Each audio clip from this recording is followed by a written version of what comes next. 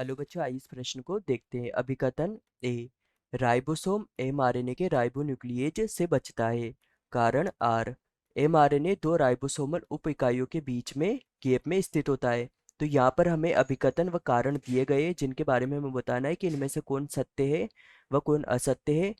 वह कारण आर अभिकथन ए की सही से व्याख्या कर रहा है या नहीं। तो प्रश्न को देखते हुए हमारी मुख्य अवधारणा मुख्य अवधारणा होगी कि राइबोसोम राइबोसोम क्या है।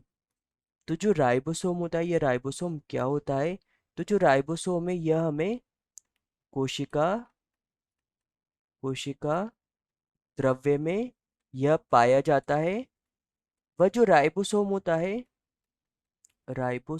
है, यह राइबोसोम एक कोशिकांग है। कोशिकांग होता है जिस पर जो प्रोटीन है जिस पर प्रोटीन का संश्लेषण होता है। संश्लेषण होता है। यहाँ पर जो ये प्रोटीन का संश्लेषण होता है, इस प्रोटीन के संश्लेषण के लिए जो डीएनए होता है, इस डीएनए से एम आरएनए का निर्माण होता है।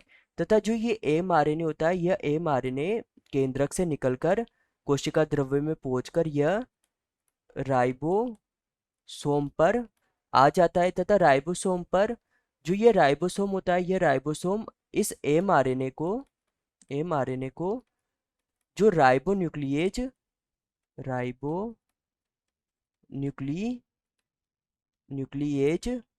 होता है, इस राइबोन्यूक्लिएज से के द्वारा नष्ट होने से इसे बचाता है बचाता है।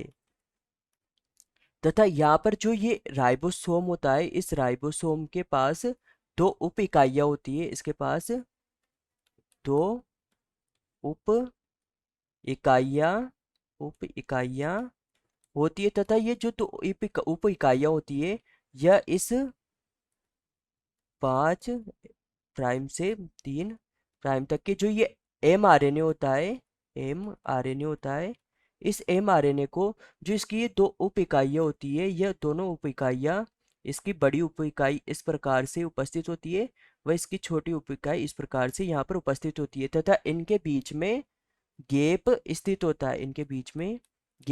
होता है जो राइबोन्यूक्लिएज से इसको बचाता है।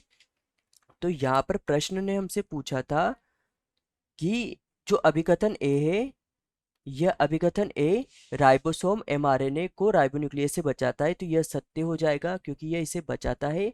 कारण आर था कि एमआरएनए दो राइबोसोमल उपिकाइयों के बीच गैप में स्थित होता है, तो यह भी सत्य हो जाएगा।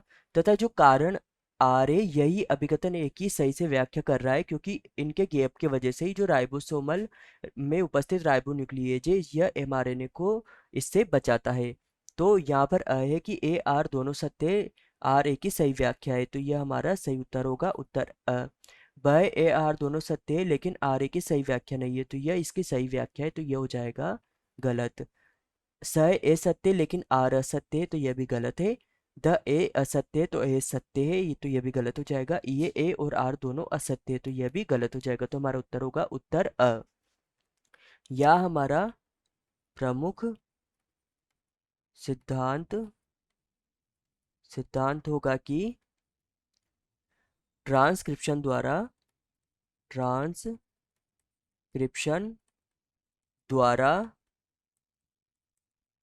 डीएनए से एम आरएनए बनता है। तथा ट्रांसलेशन द्वारा एम आरएनए से प्रोटीन का निर्माण होता है। तो आशा है कि आप इसे अच्छी तरह समझ गए होंगे। धन्यवाद।